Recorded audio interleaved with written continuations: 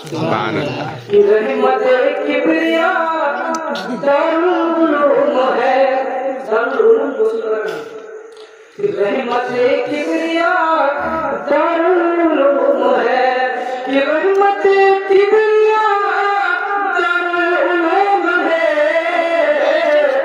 मुस्तफा की अता दारुल उलूम है, मुस्तफा की अता दारुल उलूम है।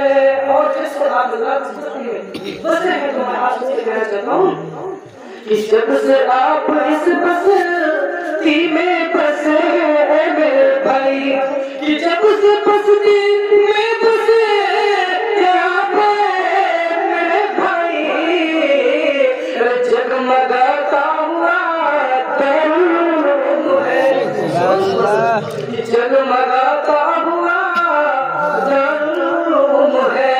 और आखिर में कहता हूँ कि क्यों न कुर्बान हो इम्तियाज बरकाती भी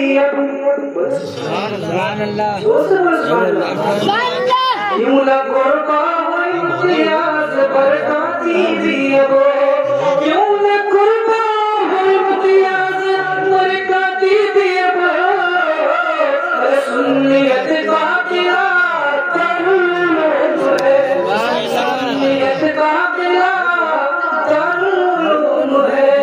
भाइयों, जब कभी मदरसे और मस्जिदों की तामीर की बात आया करे, जितना हो मारो दौलत खर्च कर दिया करो। मेरे भाइयों, जरा सोचो तो।